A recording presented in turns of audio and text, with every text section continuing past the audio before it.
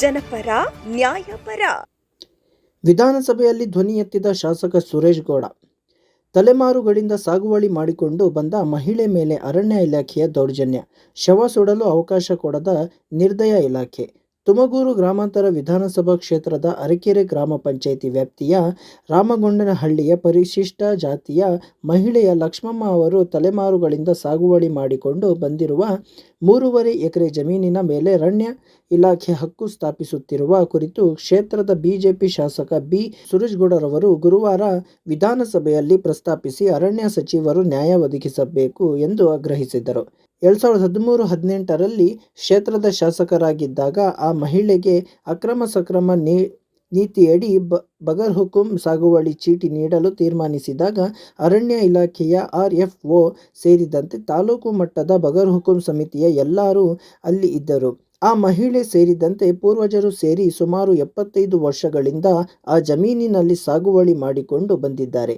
ಜಿಲ್ಲಾಧಿಕಾರಿ ಕಚೇರಿಯಲ್ಲಿ ಕಸ ಗುಡಿಸಿಕೊಂಡು ಕೆಲಸ ಮಾಡುವ ಈ ಮಹಿಳೆಗೆ 4 ಮಕ್ಕಳಿದ್ದಾರೆ. ಆಗ ಇದ್ದ RFO ವರ್ಗದವರು ನಾನು ನಂತರ ಚುನಾವಣೆಯಲ್ಲಿ ಸೋತು ಬಿಟ್ಟೆ, ಇನ್ನೊಬ್ಬ ಅಧಿಕಾರಿ ಬಂದರು, ಈ ಅಧಿಕಾರಿಗಳು ಜಮೀನು ಅರಣ್ಯ ಇಲಾಖೆಯದ್ದು ಎಂದು ಹಕ್ಕು ಸಾಧಿಸುತ್ತಿದ್ದಾರೆ ಎಂದು ಶಾಸಕರು ಸದನದ ಗಮನ ಸೆಳೆದರು. ಈ ಜಮೀನಿನಲ್ಲಿ ಆಕೆಯ ತಂದೆ, ತಾತ ಮುತ್ತಾತನ ಶವ ಸಂಸ್ಕಾರ ಮಾಡಿದ್ದಾರೆ. ಆಗ ಅರಣ್ಯ ಇಲಾಖೆಯ ಅಧಿಕಾರಿಗಳು ಚಕಾರ ಎತ್ತಿರಲಿಲ್ಲ. ಈಚೆಗೆ ಈ ಮಹಿಳೆಯ ಒಬ್ಬ ಸಂಬಂಧಿಕರು ನಿಧನರಾದಾಗ ಅವರ ಶವ ಸಂಸ್ಕಾರಕ್ಕೆ ಅಧಿಕಾರಿಗಳು ಅಡ್ಡಿ ಮಾಡಿದ್ದರು. ಒಂದು ಸಾರಿ ಅಕ್ರಮ ಸಕ್ರಮ ಸಮಿತಿಯಿಂದ ಹಕ್ಕುಪತ್ರ ನೀಡಿದ ಮೇಲೆಯೂ ಹೀಗೆ ಪರಿಶಿಷ್ಟ ಜಾತಿಯ ಸಮುದಾಯದವರಿಗೆ ಕಿರುಕುಳ ಕೊಟ್ಟರೆ ಅವರು ಎಲ್ಲಿಗೆ ಹೋಗಬೇಕು? ಈಗ ಆ ತೀರ್ಮಾನದ ವಿರುದ್ಧ ಸಿವಿಲ್ ನ್ಯಾಯಾಲಯ, ಹೈಕೋರ್ಟ್, ಹೀಗೆ ಅರಣ್ಯ ಇಲಾಖೆ ಆ ಮಹಿಳೆಯ ವಿರುದ್ಧ ದಾವೆ ಹೂಡುತ್ತಿದೆ ಎಂದು ಅವರು ಆಕ್ಷೇಪಿಸಿದರು. ಹೈಕೋರ್ಟ್ನಿಂದ ಖಾತೆ ಮಾಡಿಕೊಡಿ ಎಂದು ಆದೇಶ ಬಂದಿದೆ. ಈಗ ಅರಣ್ಯ ಇಲಾಖೆಯವರು ಅದು ಖರಾಬ್ ಸಾಗುವಳಿ ಅಂದರೆ ಪ್ಲಾಂಟೇಶನ್ ಭೂಮಿ ಎಂದು ಹೇಳುತ್ತಿದ್ದಾರೆ. ಕಸಗುಡಿಸುವ ಮಹಿಳೆ ಸುಪ್ರೀಂ ಕೋರ್ಟಿಗೆ ಹೋಗಲು ಆಗುತ್ತದೆಯೇ? ಇಲ್ಲಿ ಸುಮಾರು 400 ಎಕರೆ ಜಮೀನು ಇದೆ. 196 ಎಕರೆ ಭೂಮಿ ಸಾಗುವಳಿ ಪ್ಲಾಂಟೇಶನ್ ಭೂಮಿ ಎಂದು ಪಹಣಿಯಾಗಿದೆ. ಇನ್ನು ಉಳಿದ 200 ಎಕರೆ ಭೂಮಿ ಖರಾಬು ಸಾಗುವಳಿ ಎಂದು ದಾಖಲೆಯಾಗಿದೆ. ಈ ಎರಡರ ನಡುವಿನ ವ್ಯತ್ಯಾಸ ಏನು ಎಂದು ಅರಣ್ಯ ಸಚಿವರು ತಮಗೆ ಸ್ಪಷ್ಟನೆ ಕೊಡಬೇಕು. ಮುಖ್ಯವಾದ ಸಂಗತಿ ಎಂದರೆ ಈ ಮಹಿಳೆ ಸಾಗುವಳಿ ಮಾಡುವ ಭೂಮಿಗೂ ಅರಣ್ಯ ಇಲಾಖೆಗೂ ಸಂಬಂಧವೇ ಇಲ್ಲ. ಆದರೂ ಇಲಾಖೆಯ ಅಧಿಕಾರಿಗಳು ಇದು ತಮಗೆ ಸೇರಿದ ಜಮೀನು ಎನ್ನುತ್ತಿದ್ದಾರೆ ಎಂದು ಅವರು ಕಳವಳ ವ್ಯಕ್ತಪಡಿಸಿದರು. ಈಗ ಅರಣ್ಯ ಇಲಾಖೆ ಅಧಿಕಾರಿಗಳು ಇದು 1904ರಲ್ಲಿಯೇ, ಅಂದರೆ ಇನ್ನೂ ಬ್ರಿಟಿಷರು ನಮ್ಮನ್ನು ಆಳುತ್ತಿದ್ದಾಗಲೇ ಈ ಜಮೀನು ಅರಣ್ಯ ಇಲಾಖೆಗೆ ಸೇರಿದ್ದು ಎಂದು ದಾಖಲಾಗಿದೆ ಎಂದು ತಕರಾರು ಮಾಡುತ್ತಿದ್ದಾರೆ. ಹೀಗೆ ಪರಿಶಿಷ್ಟ ಜಾತಿಯ ಜನರ ಮೇಲೆ ಇಲಾಖೆ ದೌರ್ಜನ್ಯ ಮಾಡುವುದನ್ನು ಸರ್ಕಾರ ತಡೆಯಬೇಕು. ಅರಣ್ಯ ಸಚಿವರಾದ ಈಶ್ವರ ಖಂಡ್ರೆಯವರೇ ಸ್ಥಳಕ್ಕೆ ಭೇಟಿ ಕೊಟ್ಟು ನ್ಯಾಯ ಒದಗಿಸಬೇಕು ಎಂದು ಸುರೇಶ್ ಗೌಡರು ಮನವಿ ಮಾಡಿದರು. ಇದಕ್ಕೆ ಉತ್ತರಿಸಿದ ಖಂಡ್ರೆಯವರು ಮೈಸೂರು ಮಹಾರಾಜರ ಕಾಲದಲ್ಲಿ 1896ರಿಂದ 1900ರಲ್ಲಿ ಈ ಎಲ್ಲ ಜಮೀನು ಅರಣ್ಯ ಇಲಾಖೆಗೆ ಸೇರಿದ್ದು ಎಂದು ದಾಖಲಾಗಿದೆ. ಸುರೇಶ್ ಗೌಡರವರು ಈಗ ಸದನದಲ್ಲಿ ವಿಷಯ ಪ್ರಸ್ತಾಪಿಸಿರುವ ಕಾರಣ ಸಂಬಂಧಪಟ್ಟ ದಾಖಲೆ ಕೊಟ್ಟರೆ ಉನ್ನತ ಅಧಿಕಾರಿಗಳಿಂದ ನ್ಯಾಯ ಒದಗಿಸುವುದಾಗಿ ಭರವಸೆ ಕೊಟ್ಟರು. ಸನ್ಮಾನ್ಯ ಸಭಾಧ್ಯಕ್ಷರೇ, 75 ವರ್ಷದಿಂದ ಒಬ್ಬ ದಲಿತ ಹೆಣ್ಮಗಳು ಲಕ್ಷ್ಮಮ್ಮ ಅನ್ನೋರು ಉಳುಮೆ ಮಾಡ್ತಿದ್ರು. ನಾನು 2018ರಲ್ಲಿ 2013ರಿಂದ 18ರಲ್ಲಿ ಶಾಸಕನಾಗಿದ್ದಾಗ ಹಕ್ಕುಪತ್ರ ವಿತರಣೆ ಮಾಡಿದ್ದೆ.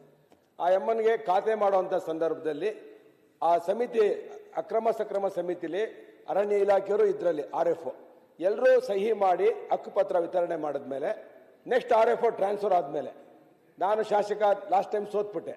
ದಲಿತರ ಹೆಣ್ಮಗಳು ಕಸ ಹೊಡಿತಾ ಇರೋಂಥ ಹೆಣ್ಮಗಳು, ಪಾಪ DC ಆಫೀಸಲ್ಲಿ 30 ವರ್ಷದ ಕಸ ಹೊಡಿಸ್ಕೊಂಡು ಆ ಅಮ್ಮ ಜೀವನ ಮಾಡ್ತಾಳೆ. 4 ಜನ ಮಕ್ಕಳಿದ್ದಾರೆ. 3.5 ಎಕರೆ ನಾನು ಸ್ಯಾಂಕ್ಷನ್ ಮಾಡಿಕೊಟ್ಟಿದ್ದೆ ಆ ಅಮ್ಮನಿಗೆ ಏನು ಗತಿ ಇಲ್ಲ. ದಲಿತರ ಹೆಣ್ಮಗಳು ಸಾಗುವಳಿ ಚೀಟಿ ಕೊಟ್ಟ ಮೇಲೆ ನೆಕ್ಸ್ಟ್ RFO ಮತ್ತು DFO ಚೇಂಜ್ ಆಗ್ತಾರೆ. ಚೇಂಜ್ ಆದಾಗ ಕೋರ್ಟ್ಗೆ ಹೋಗ್ತಾರೆ. ಯಾರು RFO, ಇದು ಅರಣ್ಯ ಭೂಮಿಗೆ ಸಂಬಂಧಪಟ್ಟಿದ್ದು ಅಂತ. 75 ವರ್ಷದಿಂದ ಆ ಕುಟುಂಬ ಅಲ್ಲಿ ಅವರ ತಂದೆಯನ್ನು ಮಣ್ಣು ಮಾಡಿದ್ದಾರೆ, ತಾತನ ಮಣ್ಣು ಮಾಡಿದ್ದಾರೆ, ಮುತ್ತಾತನ ಮಣ್ಣು ಮಾಡಿದ್ದಾರೆ. 3 ತಲೆಮಾರಿನ ಇವ್ರನ್ನ ಹೆಣ್ಣು ಅಲ್ಲಿ ಮಣ್ಣು ಮಾಡಿದ್ದಾರೆ. ಮೊನ್ನೆ ರೀಸೆಂಟಾಗಿ ಒಬ್ಬರು ಸತ್ತೋದಾಗ ಮಣ್ಣು ಮಾಡಕ್ಕೆ ಹೋದಾಗ ಅರಣ್ಯ ಇಲಾಖೆಯವರು ತಕರಾರು ಮಾಡಿದ್ರು. ಆಮೇಲೆ ಸಿವಿಲ್ ಕೋರ್ಟ್ಗೆ ಹೋದ್ರು, ಹೈಕೋರ್ಟ್ಗೆ ಹೋದ್ರು. ಅರಣ್ಯ ಇಲಾಖೆಯವರು ಆ ಅಮ್ಮನಿಗೆ ತೊಂದರೆ ಕೊಟ್ಕೊಂಡು ಆ ಅಮ್ಮ ಜೀವನ ಮಾಡೋದು ಕಸ ಹೊಡ್ಕೊಂಡು. ಕಡೆಗೆ ಹೈಕೋರ್ಟಿಂದ ಡೈರೆಕ್ಷನ್ಸ್ ಬಂತು ಖಾತೆ ಮಾಡಿ ಅಂತ. ಇವತ್ತು ಅರಣ್ಯ ಇಲಾಖೆಯವರು ಏನು ಹೇಳ್ತಾರೆ, ಅದು ಪ್ಲಾಂಟೇಶನ್ ಖರಾಬ್ ಪ್ಲಾಂಟ್. ನನಗೆ ಒಂದು ಕ್ಲಾರಿಫಿಕೇಶನ್ ಮಾಡಬೇಕು ಅರಣ್ಯ ಸಚಿವರು. ಖರಾಬ್ ಪ್ಲಾಂಟೇಶನ್ ಅಂದ್ರೇನು, ಪ್ಲಾಂಟೇಶನ್ ಅಂದ್ರೇನು? ಇವರೇನು ಹೇಳ್ತಾರೆ, 400 ಎಕರೆ ಜಾಗ, ಅದು 196 ಎಕರೆ ಮಾತ್ರ ಪಾಣಿಯಲ್ಲಿ ಎಂಟ್ರಿ ಆಗಿದೆ ಪ್ಲಾಂಟೇಶನ್ ಅಂತ. ಇನ್ನ 200 ಎಕರೆ ಖರಾಬ್ ಪ್ಲಾಂಟೇಶನ್ ಅಂತ ಎಂಟ್ರಿ ಆಗಿದೆ. ಆದರೆ ಈ ಮಾಡ್ತಿರುವಂತ 4 ಎಕರೆಗೂ ಅರಣ್ಯ ಇಲಾಖೆಗೂ ಸಂಬಂಧನೇ ಇಲ್ಲ. ಇವತ್ತು ಅರಣ್ಯ ಇಲಾಖೆಯವರು ಏನು ಹೇಳ್ತಾರೆ, 1904ರಲ್ಲಿ ಇದು ಪ್ಲಾಂಟೇಶನ್ ಖರಾಬ್ ಪ್ಲಾಂಟೇಶನ್ ಅರಣ್ಯ ಅಂತ ಹೇಳಿ ಬ್ರಿಟಿಷರ್ ಕಾಲದಲ್ಲೇ ಆಗಿದೆ ಅಂತ ಅವ್ರು ತಕರಾರು ತೆಗಿತಾರೆ. ಅಲ್ಲಿ ನಾನು ಇವತ್ತು ಅರಣ್ಯ ಮಂತ್ರಿಗಳಿಗೆ ಕೇಳೋದು ಕ್ಲಾರಿಫಿಕೇಶನ್, ಖರಾಬ್ ಪ್ಲಾಂಟೇಶನ್ ಅಂದ್ರೇನು, ಪ್ಲಾಂಟೇಶನ್ ಅಂದ್ರೇನು? 196 ಎಕರೆ ಮಾತ್ರ ಪಾಣಿಯಲ್ಲಿ ಎಂಟ್ರಿ ಆಗಿರ್ಬೇಕಾದ್ರೆ 200 ಎಕರೆ ಖರಾಬ್ ಪ್ಲಾಂಟೇಶನ್ ಅಂತ ಇರೋದ್ರಿಂದ what is the difference between the ಖರಾಬ್ ಪ್ಲಾಂಟೇಶನ್ ಅಂಡ್ ಪ್ಲಾಂಟೇಶನ್? ಅದು ಡೆಫಿನಿಷನ್ ಅವ್ರು ಕೊಡಬೇಕು. ಮತ್ತೆ ಆ ಹೆಣ್ಮಗುಗೆ ಏನು ಲಕ್ಷ್ಮಮ್ಮ ಅಂತ ಆ ಹಕ್ಕುಪತ್ರ ಕೊಟ್ಟಿದೆ ಬಗರುಕುಂ ಸಾಗುವಳಿ ಚೀಟಿನ, ಅದು ಕೊಟ್ಟ ಮೇಲೆ ಇವ್ರ ತಕರಾರು ಏನು ಅರಣ್ಯ ಇಲಾಖೆಯವರು ಮಾಡಬಾರ್ದು ಅಂತೇಳಿ. ಇದು ಬಹಳ ಸೀರಿಯಸ್ ಇಶ್ಯೂ. ಒಂದು ದಲಿತ ಹೆಣ್ಮಕ್ಳ ಮೇಲೆ ದೌರ್ಜನ್ಯ ಮಾಡ್ತಿರೋದು ಅರಣ್ಯ ಇಲಾಖೆ.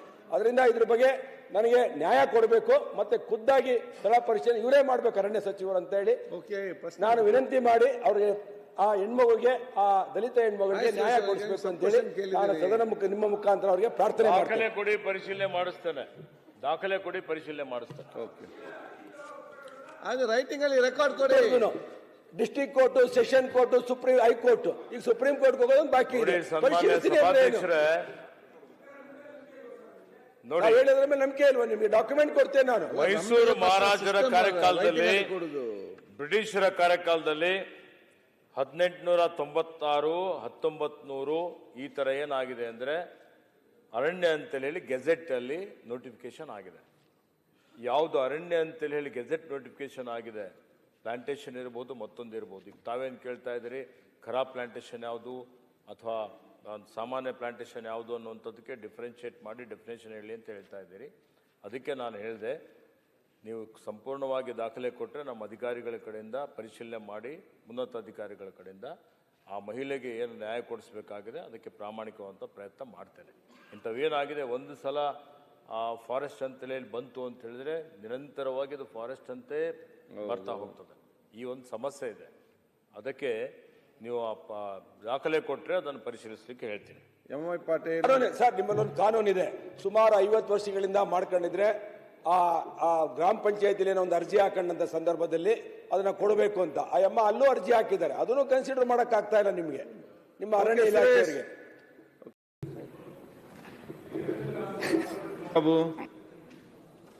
ಸನ್ಮಾನ್ಯ ಅಧ್ಯಕ್ಷರೇ, ಕಂದಾಯ ಸಚಿವರು ಮತ್ತು ಅರಣ್ಯ ಸಚಿವರನ್ನ ಇದನ್ನು ಕೇಳಲಿಕ್ಕೆ ಬಯಸ್ತೇನೆ. ಏನು ಸೆಕ್ಷನ್ 4 ಅಂತ ಈಗ ರೈತರು 2-3 ತಲೆಮಾರುಗಳಿಂದ ಜಮೀನ ಉಳುಮೆ ಮಾಡ್ಕೊಂಡು ಬಂದಿದ್ದಾರೆ. ಇವಾಗ ಅವ್ರು 1994ರಿಂದ 2014ರೊಳಗೆ ಮತ್ತೆ ಈಗ ಏನು ಸರ್ಕಾರಿ ಜಮೀನನ್ನ ಅರಣ್ಯಕ್ಕೆ ಕೊಟ್ಟಿದ್ದೀವಿ ಅಂತಕ್ಕಂಥದ್ದು ಹೇಳ್ತಾ ಇದ್ದಾರೆ.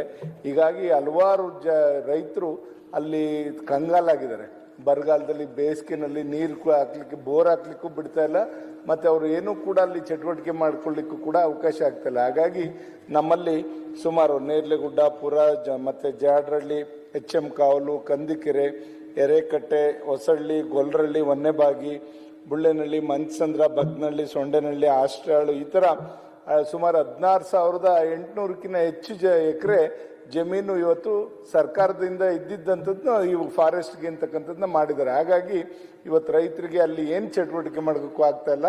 ದಯಮಾಡಿ ಅದನ್ನು ಇತ್ಯರ್ಥ ಮಾಡಿಕೊಡ್ಬೇಕು ಅಂತ ಕಂದಾಯ ಮತ್ತು ರೆವಿನ್ಯೂ ಸಚಿವರನ್ನ ನಾನು ಒತ್ತಾಯ ಮಾಡ್ತೀನಿ. ಸಭಾಧ್ಯಕ್ಷರೇ,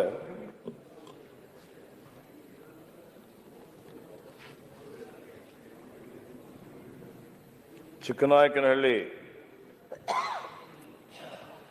ಈ ಕಸ್ಬಾ ಹೋಬಳಿ, ಶೆಟ್ಟಿಕೆರೆ ಹೋಬಳಿ, ಕಂದಿಕೆರೆ ಹೋಬಳಿ, ಬುಕ್ಕಾಪಟ್ಟಣ ಹೋಬಳಿ ಮತ್ತು ಹುಳಿಯಾರು ಹೋಬಳಿಗಳಲ್ಲಿ ಸೆಕ್ಷನ್ 4 ಅಡಿ ಸರ್ಕಾರಿ ಪ್ರದೇಶವನ್ನು ಅರಣ್ಯ ಅಂತೇಳಿ 94 ಮತ್ತು 2014 ರಾಜ್ಯಪತ್ರಗಳಲ್ಲಿ ಆದೇಶ ಮಾಡಲಾಗಿದೆ. ಇದು ಆದೇಶ ಮಾಡಿದ ನಂತರ ಬಗರ್ ಹುಕುಂನಲ್ಲಿ ರೈತರಿಗೆ ಕೆಲವೊಂದು ಮಂಜೂರಾತಿ ಮಾಡಿ ಕೊಟ್ಟಿದ್ದಾರೆ. ಕಾಯ್ದೆ ಪ್ರಕಾರ, ನಿಯಮ ಪ್ರಕಾರ ಇವತ್ತೇನು ನಮ್ಮಲ್ಲಿ ಸೆಕ್ಷನ್ 4 ಮಾಡಿರ್ತಾರೆ, ಸೆಕ್ಷನ್ 4 ಮಾಡಿದ ಮೇಲೆ ಫಾರೆಸ್ಟ್ ಸೆಟಲ್ಮೆಂಟ್ ಆಫೀಸರ್ ಅಲ್ಲಿ ಹೋಗಿ ಸ್ಥಳ ತನಿಖೆ ಮಾಡ್ತಾರೆ. ಸೆಕ್ಷನ್ 4 ಮಾಡೋಕ್ಕಿಂತ ಪೂರ್ವದಲ್ಲಿ ಬರೋ ಬಗರ್ ಹುಕುಮಲ್ಲಿ ಅವ್ರಿಗೆ ಏನಾದರೂ ಮಂಜೂರಾತಿ ಮಾಡಿದರೆ ಕೊಡ್ಬೋದು. ಸೆಕ್ಷನ್ 4 ಮಾಡಿದ ನಂತರ, ಯಾಕಂದರೆ ಸೆಕ್ಷನ್ 4 ಕಂದಾಯ ಮತ್ತು ಅರಣ್ಯ ಇಲಾಖೆ ಜಂಟಿಯಾಗಿ ಮಾಡಿಕೊಟ್ಟಿರ್ತಾರೆ, ಮಾಡಿದಂಥದ್ದು ಇರ್ತದೆ. ಹೀಗಾಗಿ ಕಾನೂನಲ್ಲಿ ಅವಕಾಶ ಆಗೋದಿಲ್ಲ. ಆದಾಗ್ಯೂ ಇದನ್ನು ಪರಿಶೀಲನೆ ಮಾಡಿ ಯಾರ್ಯಾರಿಗೆ ಕೊಡಬಹುದಾಗಿದೆ ಕೊಡಲಿಕ್ಕೆ ಕ್ರಮ ವಹಿಸಲಿಕ್ಕೆ ಸೂಚನೆ ಕೊಡಲಾಗುವುದು. ಹೇಗಿದೆ ಅಧ್ಯಕ್ಷೆ, ಅರ್ಜಿ ಮುಂಚೆನೆ ಹಾಕಿದ್ರು. ನಮ್ಮನ್ನ 50, 51 ಮತ್ತೆ 53 ಮತ್ತೆ 57ರಲ್ಲಿ ಅರ್ಜಿ ಹಾಕಿದ್ದಾರೆ.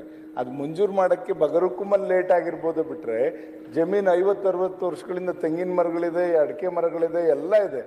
ಈಗ ಇವ್ರು ಫಾರೆಸ್ಟ್ ಅಂತ ಅದನ್ನೇನಾದ್ರು ಡಿಕ್ಲೇರ್ ಮಾಡಿಬಿಟ್ರೆ ಅವರೆಲ್ಲರೂ ಕೂಡ ಬೀದಿಗೆ ಬರಬೇಕಾಗ್ತದೆ. ರೈತರು ದಯಮಾಡಿ ಅದನ್ನ ಸರ್ವೆ ಮಾಡಿಸಿ ಸೆಟಲ್ಮೆಂಟ್ ದಯಮಾಡಿ ಬೇಗ ಇತ್ಯರ್ಥ ಮಾಡಿ ರೈತರಿಗೆ ಅನುಕೂಲ ಮಾಡಿಕೊಡ್ಬೇಕು ಅಂತ ಎರಡೂ ಇಲಾಖೆಯವ್ರನ್ನ ಒತ್ತಾಯ ಮಾಡ್ತೀವಿ. ಸರ್ ನಂದೊಂದಿದೆ ಇದರಲ್ಲಿ ಇಂದನೇ ಫಾರೆಸ್ಟ್ ಅಂತ ಆಗ್ಬಿಟ್ಟಿದೆ. 1994ರಲ್ಲಿ 2014ರಲ್ಲಿ ಈ ರೀತಿಯಲ್ಲಿ 2 ಸಲ ಆಗ್ಬಿಟ್ಟಿದೆ.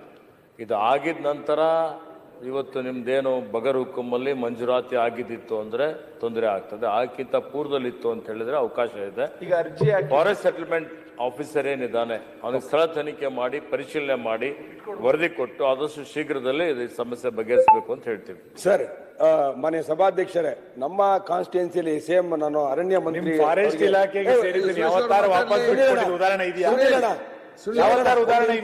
ಸುನಿಲಣ್ಣ ಒಂದು ನಿಮಿಷ. ಅಲ್ಲ ಅಧ್ಯಕ್ಷರೇ, ಕಳೆದ 2 ವರ್ಷಗಳಿಂದ ನಾನು ನೋಡ್ತೇನೆ ಹೇಗೆ ನಡೆಸಬೇಕಂತ ಹೇಳಿ. ನೀವು ಕೋರಂ ಇಲ್ಲ ಅಂತ ಹೇಳಿ ಬೆಳಿಗ್ಗೆಯಿಂದ ಕಾದು ಕೂತ್ಕೊಂಡು ಒಂದು ಕಾಲಿಂಗ್ ಅಧ್ಯಕ್ಷ ಕೂತ್ಕೊಳ್ಳಿ ಸ್ವಲ್ಪ. ಸನ್ಮಾನ್ಯ ಅಧ್ಯಕ್ಷೆ, ಕಳೆದ 2 ವರ್ಷಗಳಿಂದ ತೊಗರಿ ಬೆಳೆ ಅಲ್ಲಿ ಕೈಗೆ ಸಿಗ್ತಾ ಇಲ್ಲ.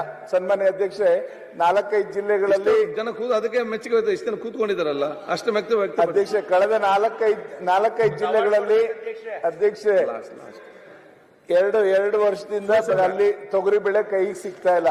ಮೊನ್ನೆ ಒಬ್ಬ ರೈತನು ಕೂಡ ಆತ್ಮಹತ್ಯೆ ಮಾಡ್ಕೊಂಡವನೆ. ದಯಮಾಡಿ ಕೃಷಿ ಸಚಿವರು ಅದ್ರ ಬಗ್ಗೆ ಗಮನ ಹರಿಸಬೇಕು. ಯಾಕೆಂದ್ರೆ ಅಲ್ಲಿ ಮಳೆ ಆದ್ರೂ ಕೂಡ ಅಲ್ಲಿ ಬೇರು ಒಣಗಿ ಅಲ್ಲಿ ಆ ತರ ಅನಾಹುತ ಆಗಿದೆ. ದಯಮಾಡಿ ರೈತರ ಬಗ್ಗೆ ಕಾಳಜಿ ಇಟ್ಕೊಂಡು ಅವ್ರಿಗೆಲ್ಲ ಏನು ನಮ್ಮ ಶಾಸಕರು ಕೇಳಿದ ರೀತಿನಲ್ಲಿ ಅವ್ರಿಗೆಲ್ಲ ಒಂದು ಪರಿಹಾರ ಒದಗಿಸ್ಕೊಡ್ಬೇಕು ಅಂತ ನನ್ನ ಒತ್ತಾಯ. ಅಧ್ಯಕ್ಷರೇ, ಒಂದು ಸಾರಿ ಅರಣ್ಯ ಎಂದು ದಾಖಲೆಯಲ್ಲಿ ಸೇರಿಕೊಂಡು ಬಿಟ್ಟರೆ ಅದು ನಿರಂತರವಾಗಿ ಬರುತ್ತಲೇ ಇರುತ್ತದೆ ಎಂದು ಅವರು ತಿಳಿಸಿದರು. ನ್ಯಾಯಾಲಯಗಳಿಂದಲೇ ಆದೇಶವಾಗಿದೆ, ಆದರೂ ಸಚಿವರಿಗೆ ದಾಖಲೆ ಒದಗಿಸುತ್ತೇನೆ. 50 ವರ್ಷಗಳಿಂದ ಸಾಗುವಳಿ ಮಾಡಿಕೊಂಡು ಬಂದ ಗ್ರಾಮ ಪಂಚಾಯಿತಿ ಒಂದು ಮನವಿ ಕೊಟ್ಟರೆ ಹಕ್ಕುಪತ್ರ ಕೊಡಬೇಕು ಎಂದು ಸರ್ಕಾರ ಆದೇಶ ಮಾಡಿದೆ. ಆಕೆ ಅಲ್ಲಿ ಮನವಿ ಕೊಟ್ಟಿದ್ದಾರೆ, ಅಲ್ಲಿಯೂ ನೀವು ಆಕೆಯ ನ್ಯಾಯ ಒದಗಿಸುತ್ತಿಲ್ಲ ಎಂದು ಶಾಸಕರು ಸಚಿವರಿಗೆ ತಿಳಿಸಿ ಅದನ್ನಾದರೂ ಪರಿಶೀಲಿಸಿ ಎಂದು ಕೋರಿಕೊಂಡರು.